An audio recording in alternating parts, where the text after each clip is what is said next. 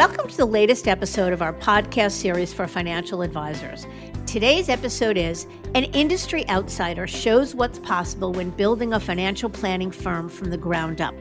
It's a conversation with Anders Jones, CEO and co-founder of Facet Wealth. I'm Mindy Diamond, and this is Mindy Diamond on Independence.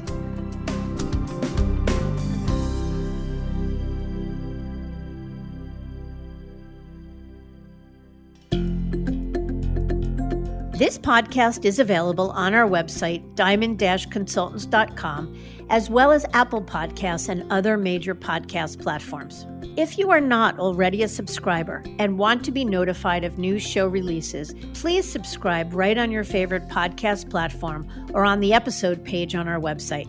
For Apple Podcast users, I'd be grateful if you'd give the show a review. Your input helps us to make the series better and alerts other advisors like you who may find the content to be relevant. And while you're at it, if you know others who are considering change or are simply looking to learn more about the industry landscape, please feel free to share this episode or series widely. If there's one thing that the pandemic taught us, it's this. Many clients are okay with not having face-to-face interaction with their advisors. In fact, there are a few firms that can provide proof of concept that the remote model works and does so very well. And it took a 30-something CEO who hailed from Silicon Valley to make us pay more attention. Because when the pandemic hit, his firm already had a working model in which clients interacted remotely with their advisors. And in 2020, while the world was shut down, this firm experienced 4x growth. The firm is Facet Wealth, founded by Anders Jones, a wealth management industry outsider who back in 2015 recognized an opportunity to serve clients who no longer fit the big firm mold. It was a scenario propelled by the DOL fiduciary rule requirement that financial advisors act in the best interest of their clients, yet in a commission-based structure, it became more difficult. So in 2016, Anders took a ground-up approach and developed a fixed fee-based independent firm, one that focused on the untapped market of mass affluent clients, many of which fell outside of the asset minimum big firms require. Facet got its start by purchasing those clients who lost their advisor relationships and were too small for the account minimums at big firms, a concept that provided a foundation for the nascent firm. Yet it was his mother's vision that Anders credits as a profound lesson for him. Her career was devoted to making 401k retirement plans more accessible for everyday people, first at Fidelity and later at T. Rowe Price. In her words, helping millions of Americans save for retirement. Anders sees Facet as his mission to carry on where his mother left off by helping people achieve financial wellness. To do that, Anders sought out to deliver completely unconflicted advice, free of the ties that bind fees to assets. Instead, Facet charges a flat annual fee designed to be reflective of the services being provided. But how does a firm with a fixed subscription model make money?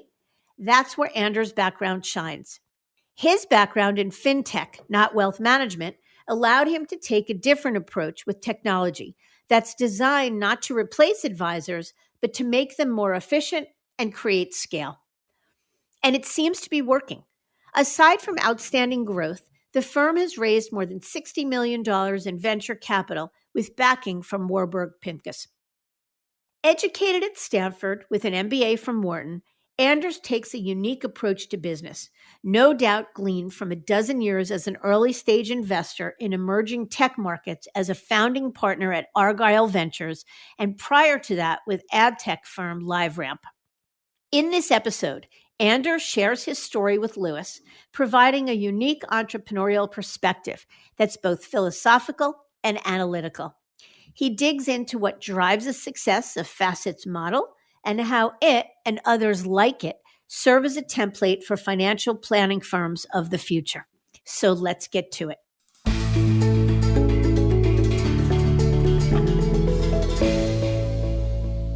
Anders, thanks so much for joining us today. Lewis, thanks for having me. Very good. So let's go back to the beginning. You founded Facet Wealth in 2016. but not as an advisor like many of our guests. Can you walk us through your background and how you came to found this company?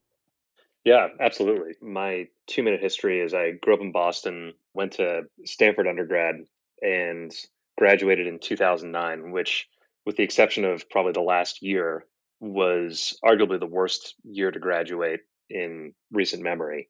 75% of my class didn't have a job when we graduated, which was pretty extraordinary.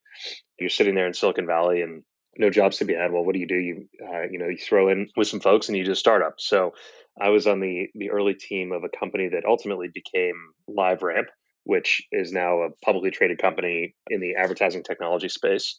And I don't know if you know what retargeting is, but if you've ever been shopping online and the thing that you're looking at follows you around for the next 2 weeks, we did a version of that and had a hand in sort of making that a reality on the internet. So I apologize to you and all of your listeners for that. But after I left LiveRamp in 2013, I started doing some venture investing, early stage tech investing. Got very interested in what was going on in fintech. This was right around the time when some of the first robo advisors were getting a lot of attention and a lot of funding. So the Wealthfronts, the Betterments, the Personal Capitals of the world, and then really started thinking about, okay, is there an opportunity to build a business in the consumer fintech space? And for us, the light bulb really went off in 2015 when the DOL rule was being discussed and ultimately didn't pass. And from an outsider's standpoint, looking at the pushback that the industry lobby was giving, which was if you pass this rule, you're going to end up with 8 million households that will lose their advisor relationship because their advisor can't afford to both service them and act in their best interests at the same time. That was just crazy. To me, that was like the industry very publicly admitting that they were, for lack of a better phrase, screwing 8 million of their clients. And that just seemed like a huge opportunity to rethink what financial planning really means, both from a sort of what's the value that the client is getting, and also what's the service that we're actually delivering, and what's the cost structure associated with it. And so all of those things went into the creation of Facet. That's amazing. And it's very different than others who have started RIAs because it seems like you saw an opportunity just like any innovative founder does, but without any sort of assets under management or even seemingly relevant industry experience, you decided to launch Facet. So I'm curious, what was it about the wealth management space in particular, aside from the 8 million or so potentially unserviced households that led you to this sector versus something in advertising or something in a different segment of the business world? Yeah, I think the business opportunity was really clear. So that was obviously a big draw. I think after spending the first part of my career in the ad tech world, you start to, or at least I started to think about doing something more meaningful from a career standpoint. I'm thinking about what's a service that we can create that actually helps people.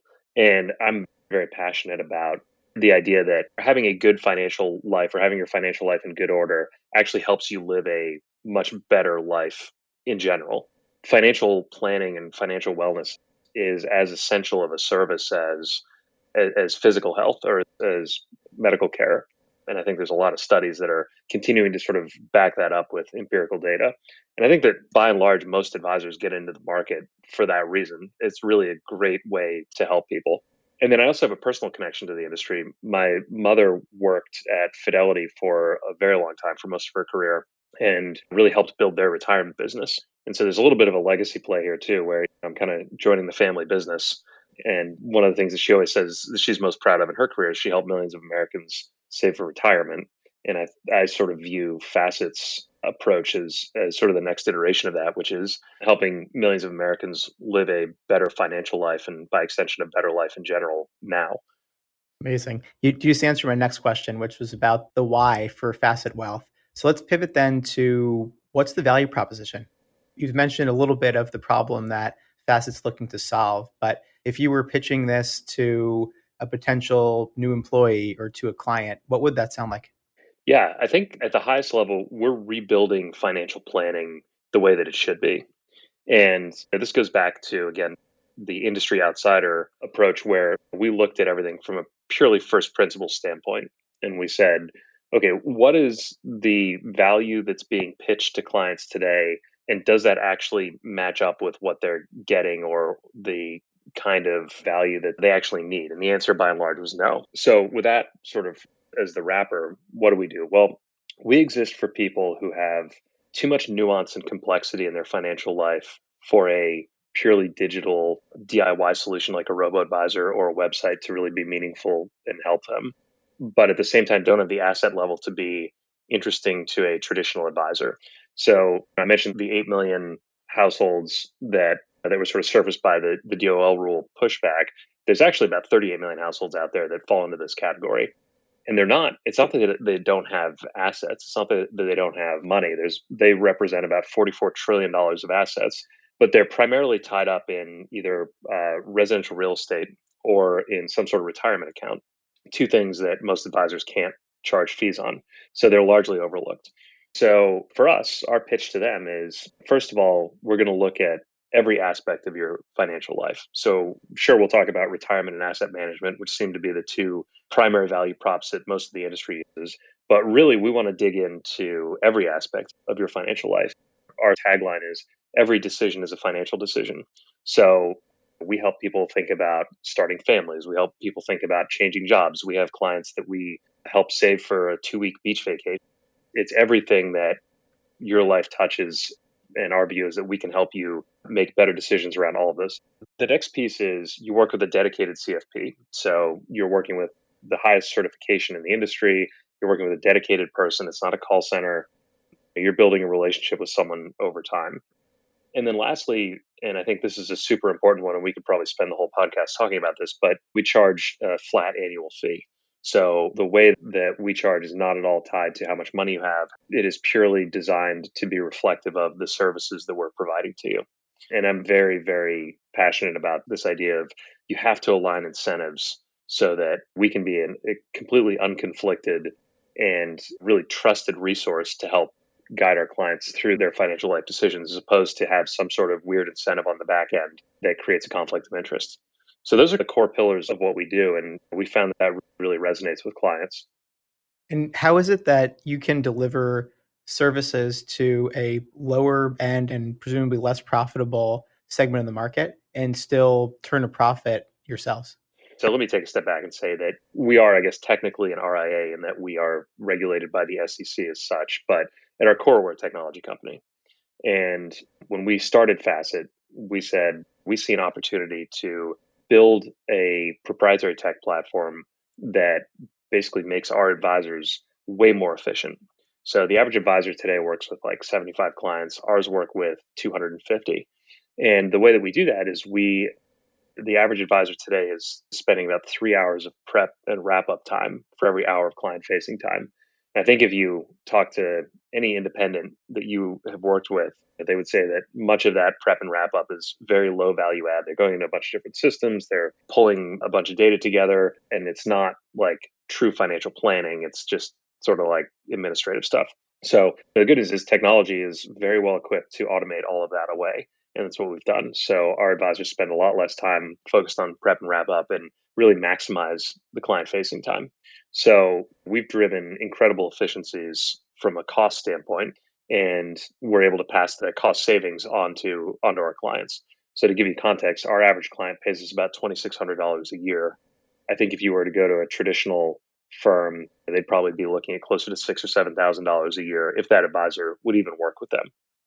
Yeah, it's really interesting. You're really democratizing financial advice. And I love the mission that regardless of how much investable you have, that if you're willing to pay something for it, you can get access to a highly credentialed CFP and a digitally enabled. So would you describe the investment approach?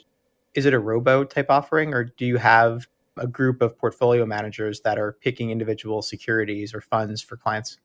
As a starting point, one thing to know is that we only manage money for 50% of our clients. So I think this is another thing that really differentiates us, is that you don't have to manage money with us in order to work with us. In fact, we work with a lot of clients who are actually negative net worth. They might have huge student loan debts. Like a young lawyer is sort of a perfect example of someone who they don't really have any assets saved up. They have a lot of student loans. They're making a good salary so they can pay our fee, and they definitely need financial help, but they're sort of shut out from existing options.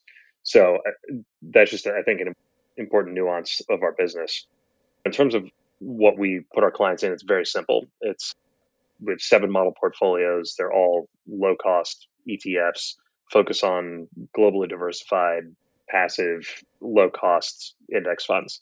And our view is that for the vast majority of our clients, that's what they need. We have never said we're going to try and add alpha based on our investment choices, or nor should you expect us to. And if anyone's pitching you on that, you should probably run the other way. Yeah, that makes good sense. And where's Facet now as far as number of employees, number of CFPs or advisors, AUM, and any sort of metric that might paint a picture for the audience as to the scale of Facet? Yeah, so we are about 300 employees total right now. I want to say we're about 130 of them are CFPs. So I think by any measure, we're one of the larger CFP teams in the country. In terms of AUM, I actually couldn't really tell you. I think we're somewhere between 7 and 800 million. It's not a meaningful metric for us. It's not how we measure success. We think about our number of clients we have and then our annual recurring revenue. And so we're just shy of 10,000 clients at this point. So, and that's grown. I think we started 2020 with about 1,500 clients, and we quadrupled last year, and we're on track to triple again this year. So, from a growth standpoint, we're really kind of blowing the barn doors off. I think our offering, more than most during the pandemic, really resonated with my clients and prospects.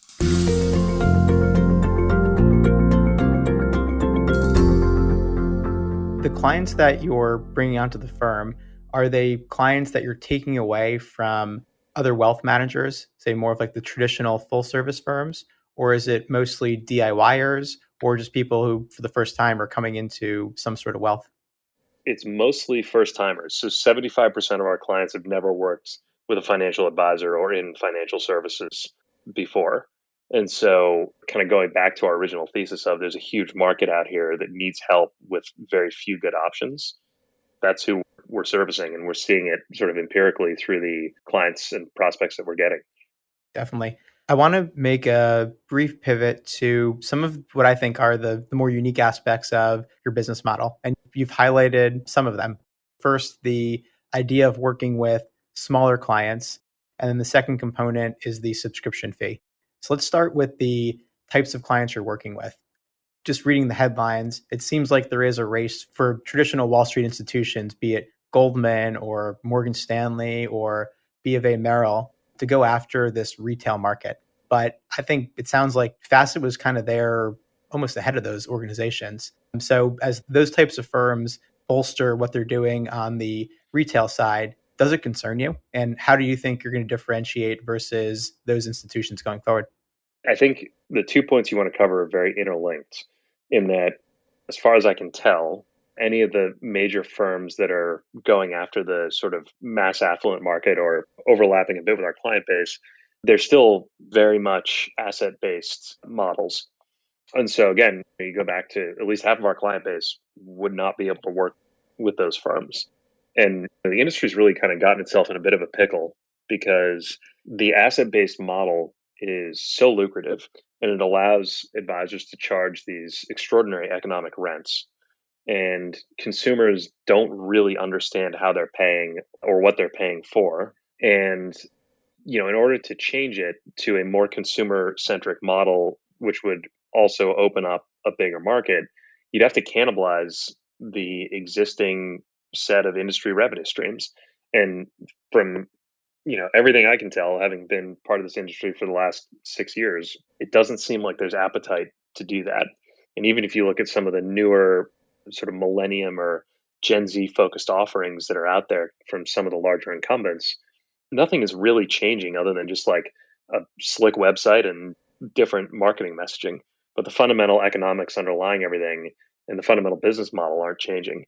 So I guess that's a long-winded way of saying I'm not too worried about it.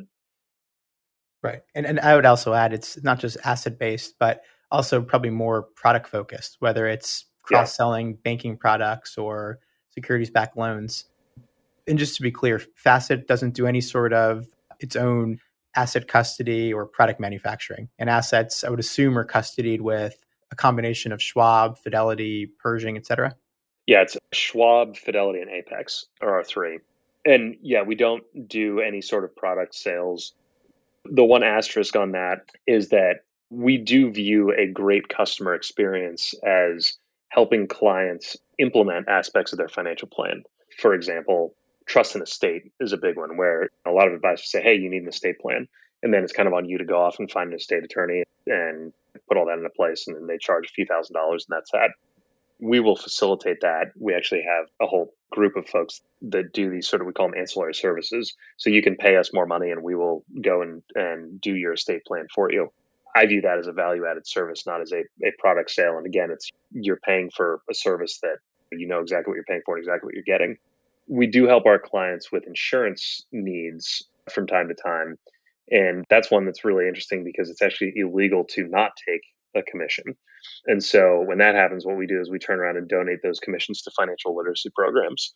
So to the extent that there's any sort of money changing hands as part of the implementation services, we are very upfront about that and we give it away. That's one of the cooler things I've ever heard. Great answer.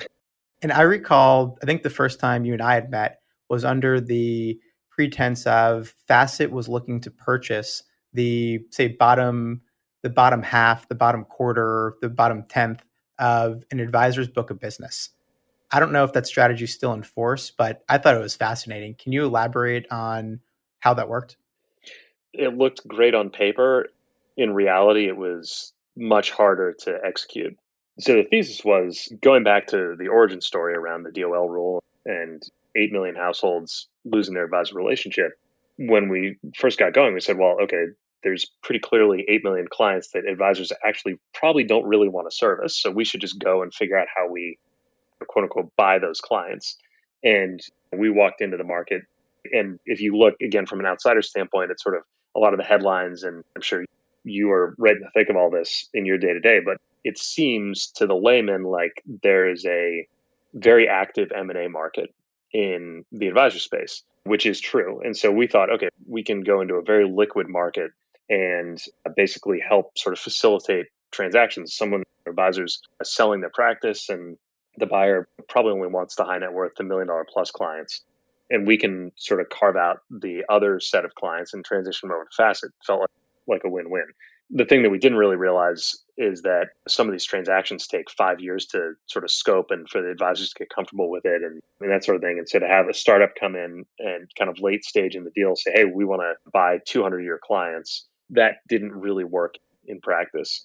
So I still in the back of my mind think that there's an opportunity there at some point, and probably as the market consolidates more and more, there might continue to be an opportunity there. But the sort of flip side of all of that is that we started seeing just really strong organic growth in our own business, and literally just people come to our website and signing up. And so for us, we said, okay, there's a very clear signal here that we should double down on this, on sort of our own demand gen channel as opposed to trying to do inorganic growth. So we tried it for a couple of years and then we put that one to bed. I thought it was very unique, but as any business person can attest to, just because it's a good idea doesn't mean it's a good idea in practice. Clearly, everything else you're doing has been working quite well. So I've read about Facet for a while, but I think most of the press has been around all of the capital that's been raised. Most recently, I believe you raised approximately $60 million from private equity titan Warburg Pincus. Can you talk a little bit about that and just your viewpoint on taking capital? And I'm curious too, because you come from the Silicon Valley mindset, probably more venture capital rather than some of the later stage private equity that we see chasing the RIA market today. Yeah, for sure. So I think more than anything else, the fact that we've raised so much money and we will raise more money is really an indication of the company that we're trying to build. So this is not a lifestyle RIA. I mean, we're trying to build a significant, meaningful, generational business. We talk about internally as the next great financial services company. We think about who was the last real standalone, quote unquote, startup that achieved that status is probably Fidelity. And so there's a Fidelity size opportunity out there to build a company focused on this market with this need. And that's really what we're gunning for. And if we didn't see that enormous opportunity ahead of us, we wouldn't have raised that much money. that's where we are in the philosophy behind why we're building the company the way that we are.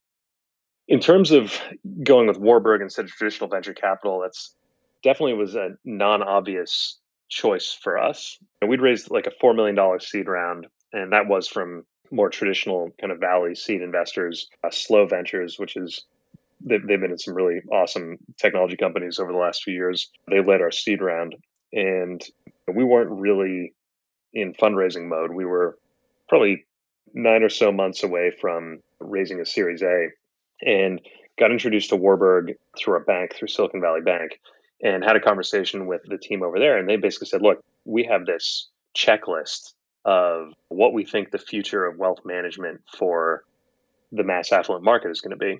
And they have a pretty informed view on that. They were first money into the mutual fund store, and then that rolled into financial engines. And then they just took a position in Edelman, the new Edelman engines combo. So they have a long history of investing in that very specific part of the market.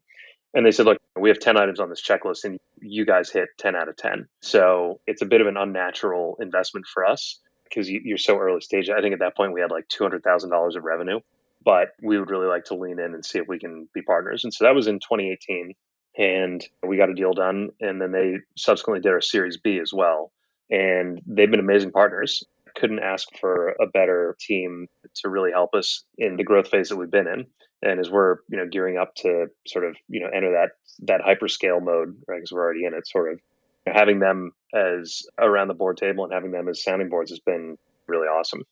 It sounds that way. And a lot of advisors grapple with either in the face of a transition, selling a portion of their practice to unlock liquidity, or at some point in their journey as an independent wealth manager, taking chips off the table, or of course, toward the end, before retirement, wanting to monetize the practice and monetizing one's life work. But the holdup is oftentimes feeling like you're selling your upside and capping your earning potential in the future. What would you say to folks like that? And how would you counsel a prospective advisor who's either thinking about private equity or an external investor, or maybe is scared off by it for whatever reason? Yeah, it's a good question. And I think it's important to just kind of underscore that like Facet is a different DNA than a traditional advisor. Like we started this company to build like a massive brand with millions of clients and billions of dollars of revenue. So we're sort of in a position where we have to go down the path that we're on if we want to achieve that goal. But stepping back from that, I think that the real question that anyone who's thinking about taking outside capital has to ask is, what's my end goal? The real reason to take outside capital is to either get liquidity and start kind of phasing out, in which case, yeah, you might be giving up upside, but money in the bank today is worth a lot.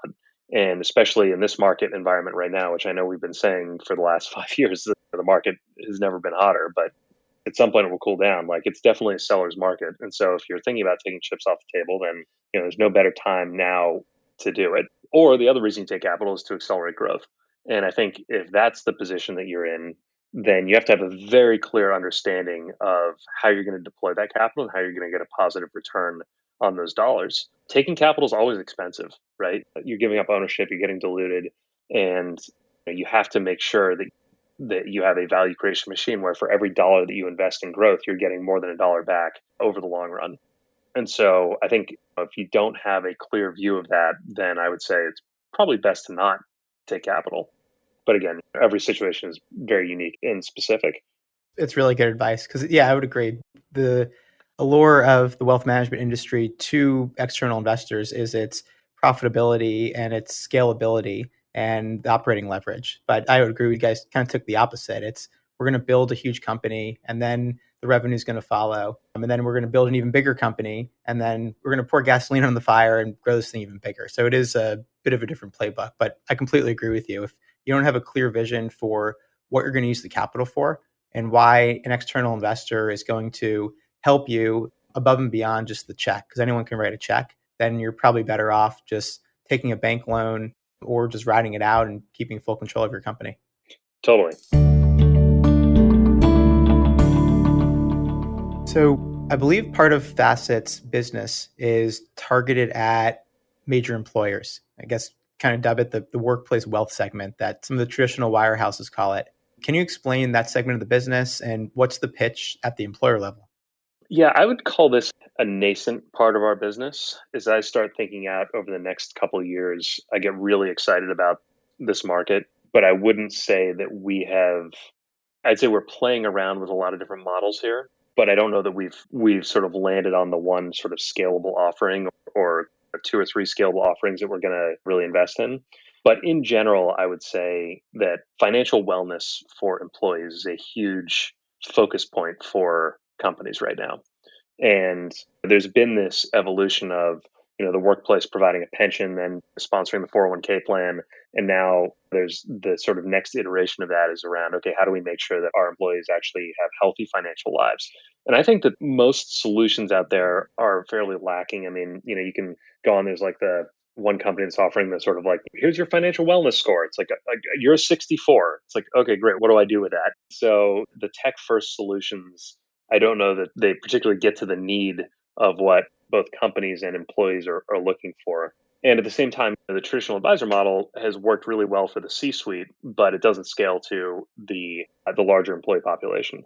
So I think that there's a huge opportunity there, and I think that the solution will look a lot like what we offer with our sort of chassis of human-based full financial planning at a flat fee. How that sort of plays out with what employers are looking for and how we sort of interface with employers, I think we definitely have some ideas there. I don't want to give anything away, but we're still working through what that looks like. Yeah, it seems like a really interesting market because you get immediate distribution, access to tons and tons of employees. And if you're an employer and it's a race for talent right now, that seems like a really creative and innovative addition to a benefits program is we'll give you access to CFPs. It helps you, it helps your families, and it's a differentiator. 100%. Amazing. So right now, who would you say your main competitors are? Is it a robo-advisor type solution like a Betterment or a Wealthfront? Is it the retail network of Schwab and Fidelity? Is it a major wirehouse? Can it be like a local RIA or an independent, or maybe all the above? Yeah, I would say, again, I'd point back to that stat of that 75% of our clients are brand new to financial services. So they're clearly not finding what they're looking for anywhere else. I think that being said, there are bits and pieces of our model that other folks are doing, but no one has kind of put it together in the same way that we have. So from a kind of mass affluent focus, you could look at like Edelman engines, but they're way more expensive. From a low cost standpoint, you look at Vanguard, but they don't do real financial planning. From a subscription fee standpoint, you can look at XYPN, but they've got a very different business model and they're focused on sort of enabling independent individual advisors. So it's a little bit kind of all over the place. Personal Capital has done a nice job with the more tech enabled service and kind of virtual advice piece. So it's a little bit all over the place. I mean, the one thing I will say is that the nice thing about this market is that it's so fragmented and it's so big that the largest company by market share is Fidelity, and they have like 10% market share, depending on sort of how you count their assets. And so there's room for another Fidelity sized company, and there's still 80% of the market left after that. So I spend very little time thinking about competitors and competition, more about how do we just deliver the best service we possibly can to our clients. That I think is how you win in the long run, not thinking too much about being responsive to competitive pressures. Right. And at the end of the day, most advisors are doing something very similar than the person next to them. And it's mostly about the relationship, the brand you create, and just executing. So that's a really interesting stat about the market share. So I don't want to talk about the pandemic. Everyone's very sick of hearing about quarantine and the work from home movement. But your entire workforce has been virtual since the inception of the company. And before recording, you mentioned that you're a bit of a COVID nomad yourself.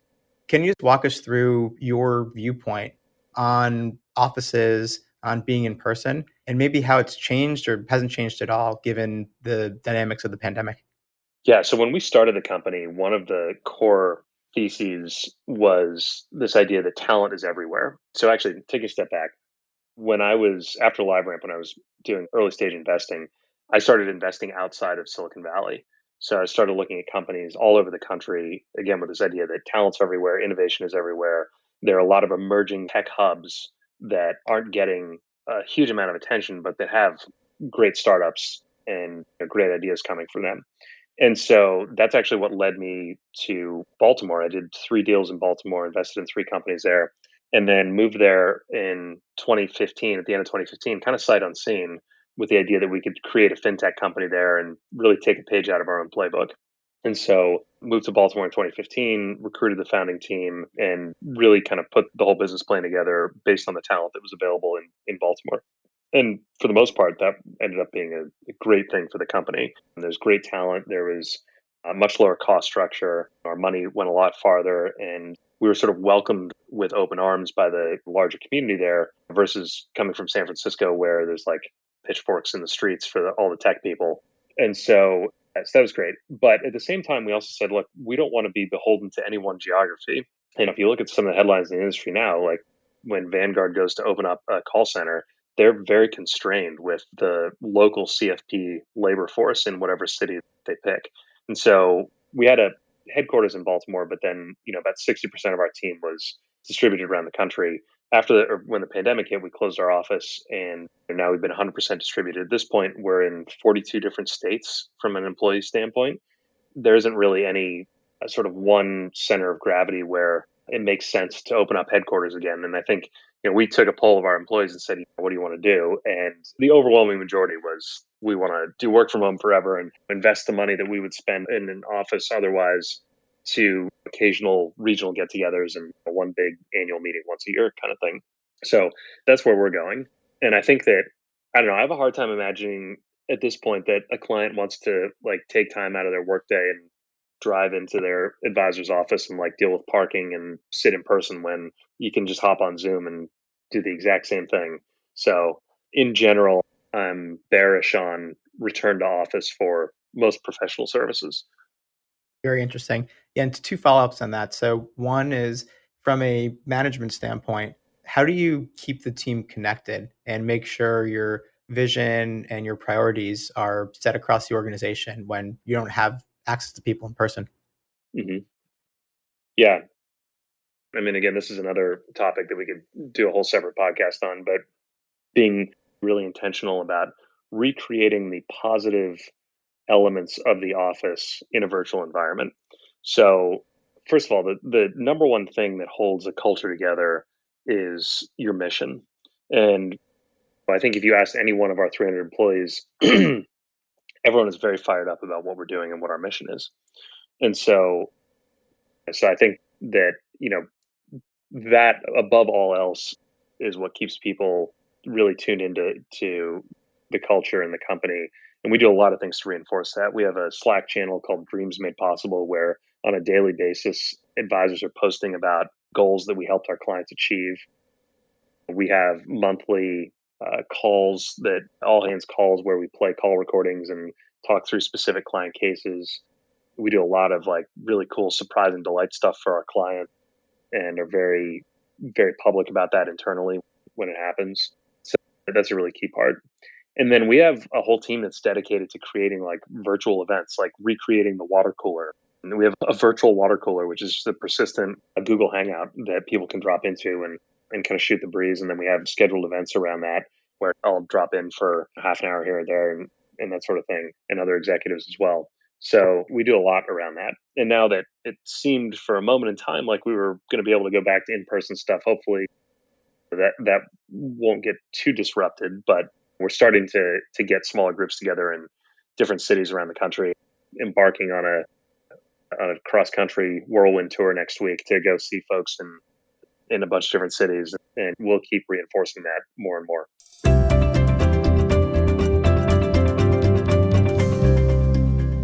Two more questions for you.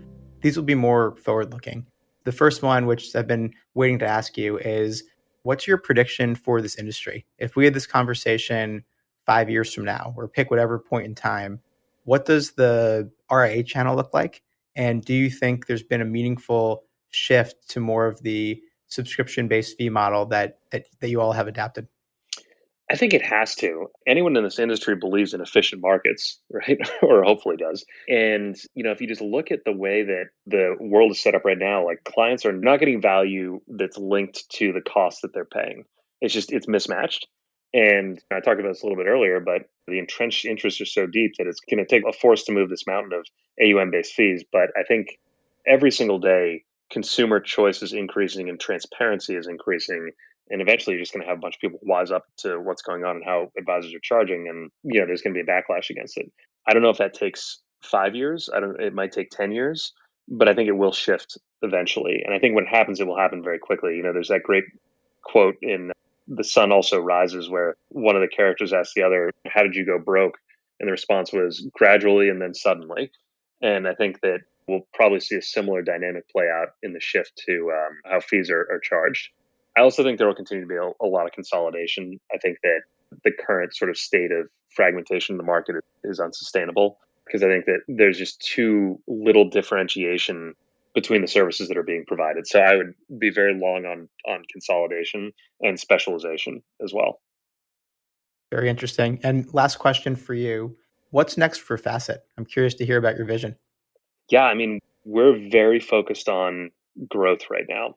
I think we're at a point where we've kind of cracked the code on our service offering. We have very clear product market fit. We have a really strong customer acquisition engine. We're adding close to 200 new clients a week these days. And it's just more fuel on the fire for us. There's a huge market opportunity for us. Like I said, there's about 38 million households and we're at 10,000. That's priority number one. I think the other two would be continued focus on the employer market. I think you'll see more from us there in the coming quarters. And then also thinking about how do we take what we've learned from working with a client for $2,600 a year and condense that down to more kind of bite-sized chunks that we can make available to someone for $250 a year. Because even though there's a big target market of 38 million households out there for our current offering, there's an even bigger market out there of folks who need help in sort of bite-sized bits and pieces.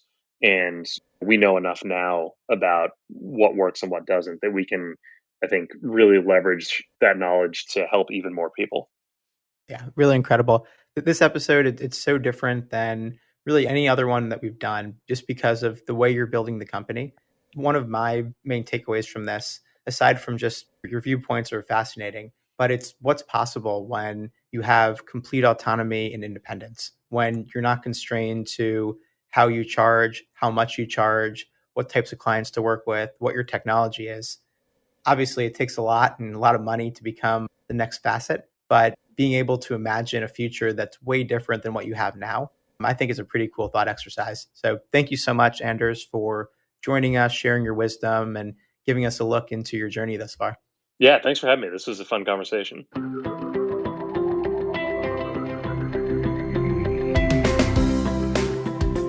The future is wide open for firms like Facet that think with autonomy, that see a need and build around solving it, rather than trying to rebuild from an existing chassis.